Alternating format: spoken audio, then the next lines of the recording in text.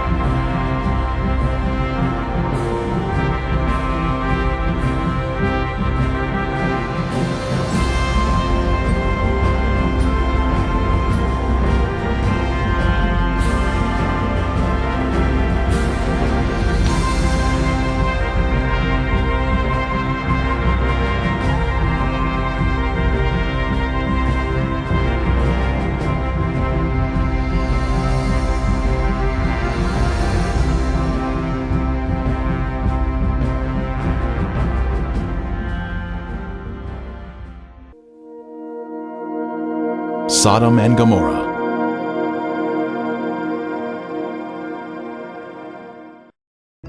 When the morning dawned, the angels urged Lot to hurry, saying, "Arise, take your wife and your 2 daughters, who are here, lest you be consumed in the punishment of the city."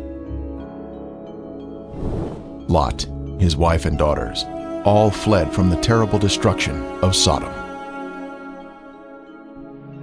Likewise, as it was also in the days of Lot, they ate, they drank, they bought, they sold, they planted, they built.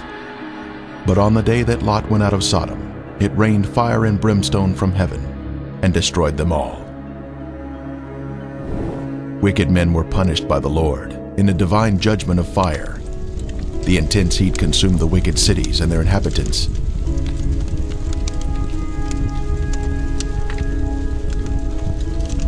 But Lot's wife looked back toward her beloved Sodom, violating the angel's command, and was thus turned into a pillar of salt.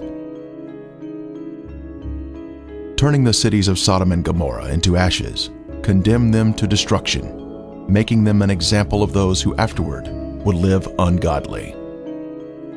This is a visible example that is mentioned here. The Bible tells us the cities were in the plain of Jordan, which is the area surrounding the Dead Sea, and it was once a beautiful, lush area. At 1,300 feet below sea level, this is the lowest place on earth, a very hot and desolate region that was cursed by God because of the sins of the people. Sodom had pride, fullness of food, and abundance of idleness. Neither did she strengthen the hand of the poor and needy. And they were haughty and committed abominations before me. Flavius Josephus, the 1st century Jewish historian, tells us, "There are still the remainders of that divine fire, and the traces of the 5 cities are still to be seen." Popular thought has it that the cities were later covered by the waters of the Dead Sea, but if Josephus could see the cities in his day, then we should be able to view them also, as the water level has, if anything, receded since his time. And the border of the Canaanites was from Sidon as you go toward Gerar as far as Gaza, then as you go toward Sodom, Gomorrah, Admah, and Zeboim, as far as Lasha. The biblical description tells us the cities were spread out, forming a line along the Canaanite border, not grouped together in one area, as some may think. Driving along the coastal highway of the Dead Sea in Israel, one can soon see peculiar formations that are of a lighter color than the surrounding terrain. These are the Ashen cities, destroyed by the wrath of God. These cities were consumed by intense flames, a supernatural heat that was directed by the hand of God. Today there is ash that is of lighter color than the surrounding mountains and terrain. As mentioned in the Bible, this is a desolate area where nothing grows.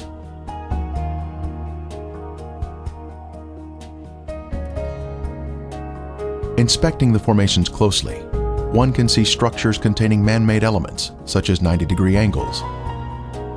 Even though the buildings were consumed by the fire, the remaining ash in these cities is comprised of a heavier material due to the inclusion of brimstone or sulfur, and still retains some of the original shapes of man-made structures.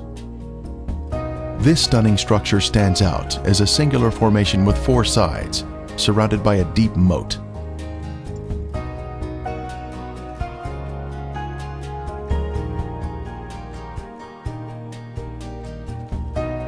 We move in closer to inspect the unusual features evident on the side of the formation.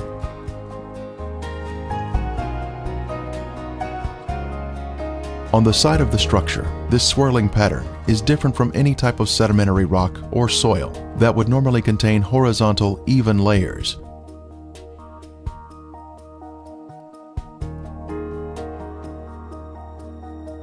These swirling designs were also seen in other ashen formations in the cities. This is evidence of extreme heat, up to 6,000 degrees Fahrenheit, where thermal ionization occurs, when the electrons repel and attract, forming these unusual, swirling designs.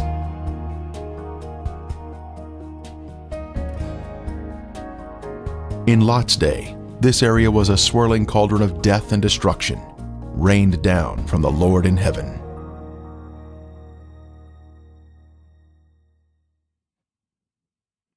Strange anomalies can be seen here, such as these fragile layers of material which disintegrate when touched. The limestone buildings in the cities of Sodom and Gomorrah were totally transformed into ash by the consuming fire of the Lord. Evidence of this destruction is revealed in the white gypsum anomalies in the area, including unusual shapes of chalk-like material, which is not found in other parts of the country.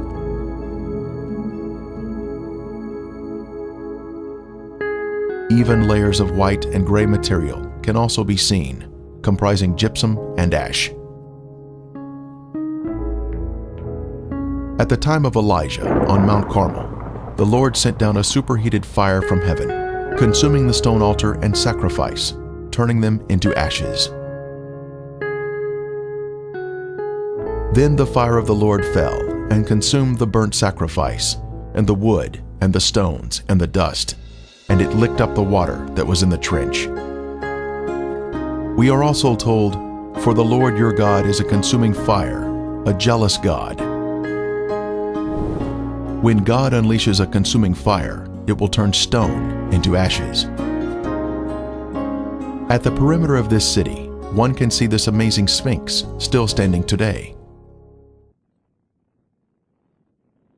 It was a pagan symbol positioned at the edge of town, and was thought to protect the inhabitants from harm. The Sphinx stands alone as a singular structure with a defined shape.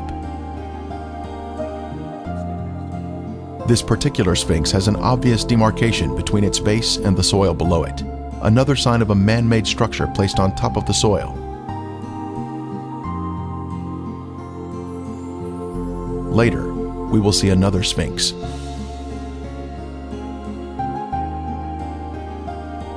From a higher level, a large section of gypsum has fallen down here. It clearly exhibits the alternating layers of white ash that is calcium sulfate, gray ash that is calcium carbonate.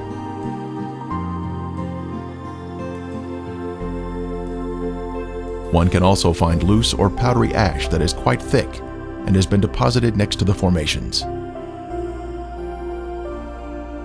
The ash is made up of calcium carbonate and calcium sulfate, which comes from the limestone buildings and the brimstone mixing together during the fire.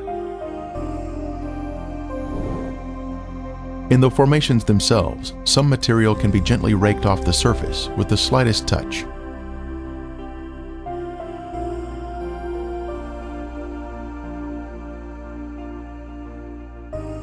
Looking down the city streets, one can notice man-made shapes which are not found in nature.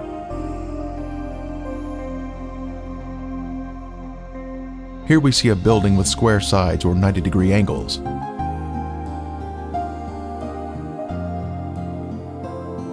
From the opposite side, we can see the same symmetrical structure and man-made angles.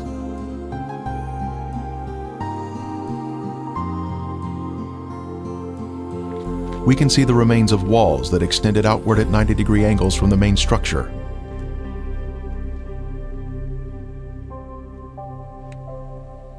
Once again, further evidence of man-made construction. Here we can see square windows that are visible in the walls of the structures, which give us a view of the past. Scanning the city for signs of prior habitation, we can see in the foreground a tower of cylindrical design, positioned at the edge of the city. The remains have suffered greatly during 3,500 years of wind and rain erosion. Even still, there is the appearance here of streets and man-made structures.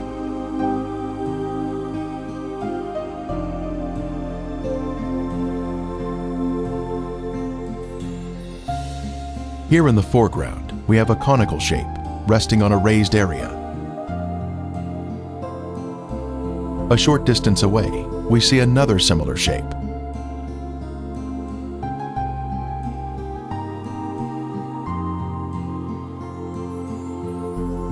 As we pan across the city, we can see in the distance an arched doorway that exhibits a symmetrical shape even to this day. The whole land is brimstone, salt and burning. It is not sown, nor does it bear, nor does any grass grow there, like the overthrow of Sodom and Gomorrah, Admah and Zeboim, which the Lord overthrew in his anger and his wrath. More anomalies are found in the cities. In this case, we have a large hardened clump of material that we broke open, revealing layers of previously heated material, including gypsum crystals, created by the combination of limestone and sulfur. From the intense heat, various objects were melted in the cities. Here we have some material that was boiling on top, while the remainder of the substance pooled at the bottom, creating a solid base. A very unusual find here, but just another strange anomaly not found in other areas of the country.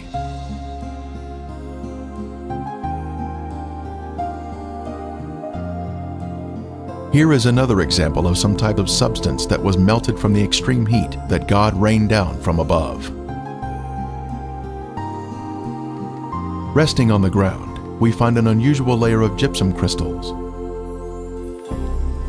Underneath the crystals is a layer of white gypsum, then gray ash, all of which was created by the great conflagration of heat, which consumed these sinful cities along the Dead Sea.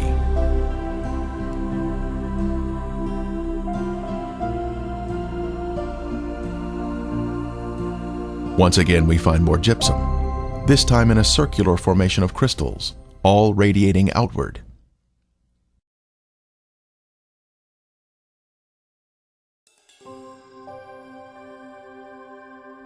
Then the Lord rained brimstone and fire on Sodom and Gomorrah, from the Lord out of the heavens. Brimstone. Our first sample was found here, having been washed down from a higher location.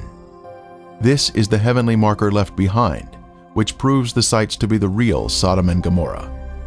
Ron Wyatt was the original discoverer of these cities in 1989, and he now describes the brimstone found here. Okay, we're down at Sodom and Gomorrah still. Right in front of you see some unusual looking spots on this, shall we say, layer of ash. It's not stone, it's ash. Now we'll move in for a close-up of this.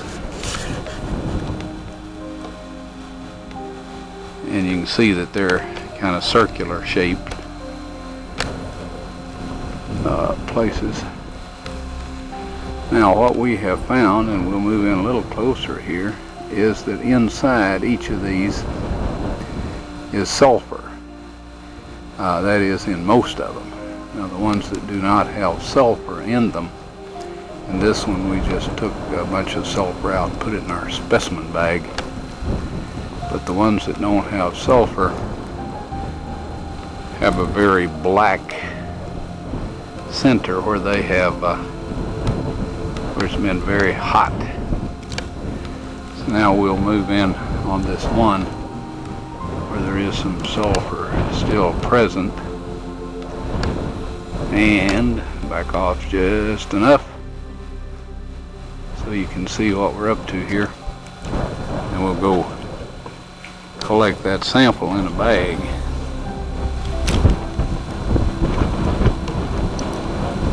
Before I started using this knife, it was very, very sharp.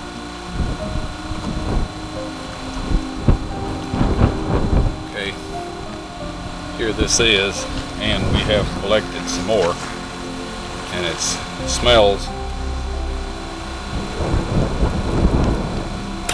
and tastes like sulfur. Now the Bible tells us that it rained fire and brimstone upon the cities of Sodom and Gomorrah. Now what you see in front of you here is the results of large and small, well, varying sized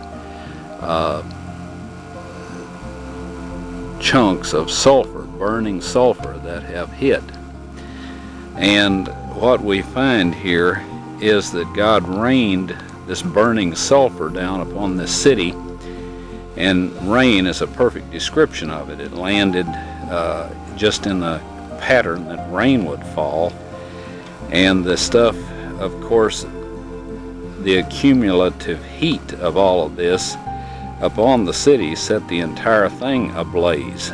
The flashpoint of every material there, metal, stone, of course the people, and everything burned, and this sulfur continued to burn, and it vitrified the material around it after it had burned it all up, sealed itself off from the oxygen, and then of course smothered itself out. And in each of these little crystalline capsules here is a varying size chunk of sulfur, and there are millions of these in these ashes that we have here.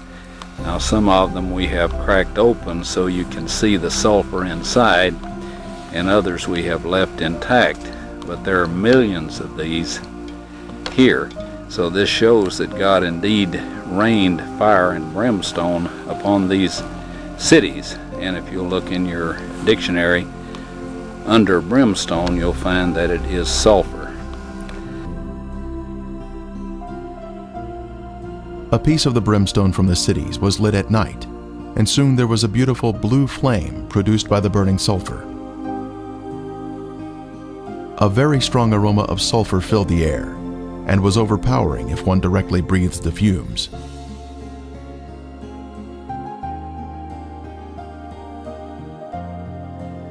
Exploring the cities further, more brimstone was found of various shapes and sizes.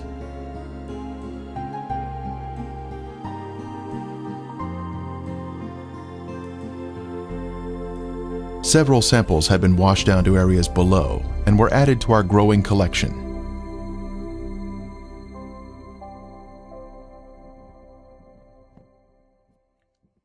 This brimstone is made of monoclinic, white sulfur that has been burned or cooked at a high temperature. It is quite different from natural sulfur that is formed in geothermal areas.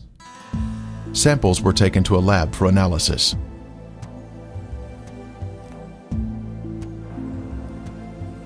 Each specimen was carefully separated and prepared for testing, with the outer portion cast aside.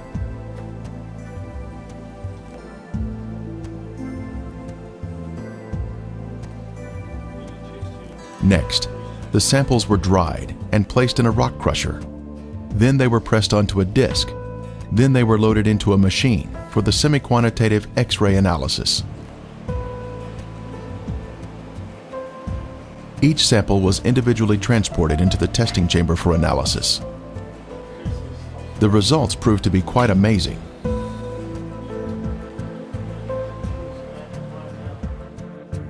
As the samples were found to be 98% pure sulfur, unlike any other sulfur found on Earth. This pure, cooked sulfur is the heavenly marker that was left behind to show the world that the Lord, without a doubt, destroyed these sinful cities at His command. Critics have said that the sulfur is from volcanic activity, but that type of rhombic sulfur is only 40% sulfur and is of a crystalline form, unlike the white, compacted monoclinic form that is found in the ashen cities today. Here is a round piece of brimstone embedded in a section of ash.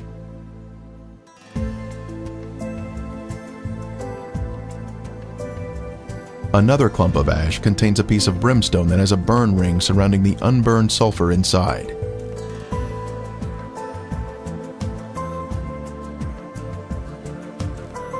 This mound of material has a lid that easily comes off, revealing the round nugget of brimstone inside.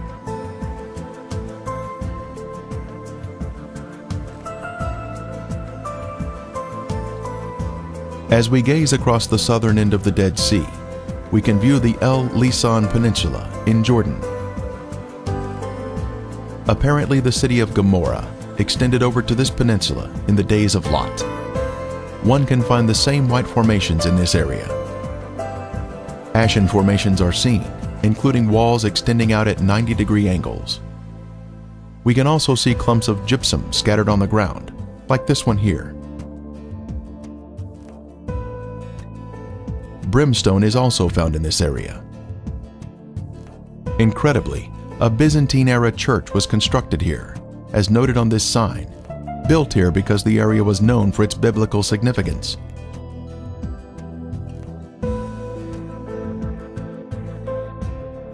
Back over at Gomorrah proper, we can see white, ashen worship structures built atop an acropolis or high place. Both a sphinx and ziggurat are seen here, side by side, much like what we see in Egypt at Giza, with the Sphinx and the pyramids built in close proximity to each other.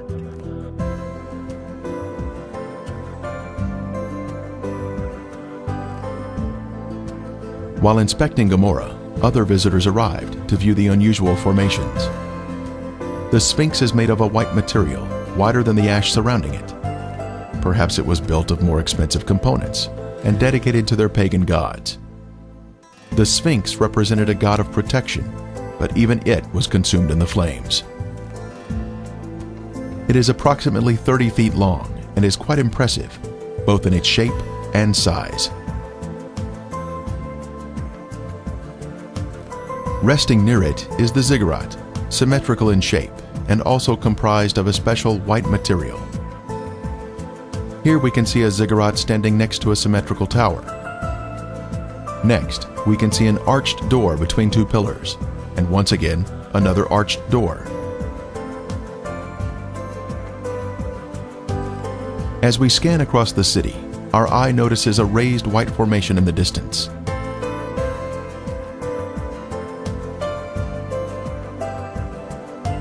As we near the formation, we can see it is in the shape of a ziggurat. It turns out there are actually two ziggurats on this raised acropolis.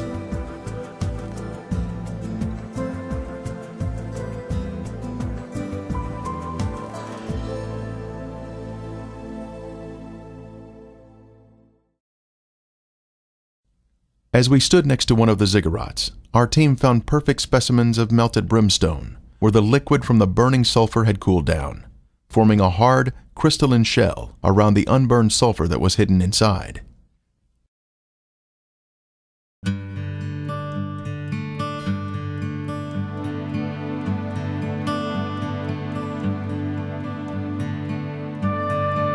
On the outside of the ziggurat, we spotted a piece of brimstone fused into the side of the formation. Using a knife, it was opened, revealing the pure brimstone inside.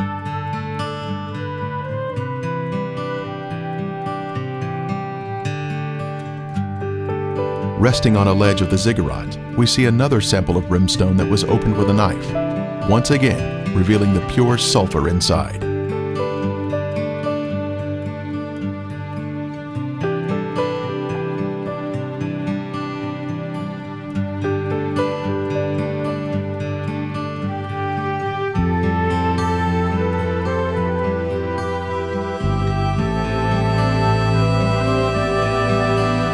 The most impressive evidence was this cremated bone fragment that was left behind from some lost soul of Gomorrah. The bone marrow inside was cooked until it had turned white.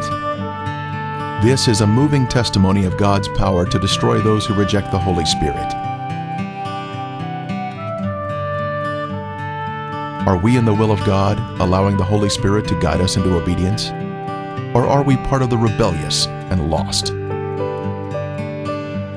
There is a future event mentioned in Revelation, but the cowardly, unbelieving, abominable, murderers, sexually immoral, sorcerers, idolaters, and all liars shall have their part in the lake which burns with fire and brimstone, which is the second death. The day is coming, burning like an oven, and all the proud, yes, all who do wickedly, will be stubble. And the day which is coming shall burn them up. The surface of the earth will be as a lake of fire, with all unrepentant sinners being consumed by fire and brimstone, just as Sodom and Gomorrah were destroyed. Friend, there is only one way to escape the punishing flames of the second death, and that is through Jesus Christ. Won't you ask Him to take over your life today?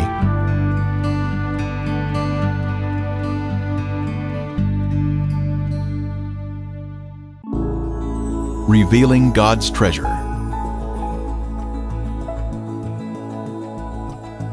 You may order a copy of this program through arcdiscovery.com. See arcdiscovery.com to become a direct seller of this DVD.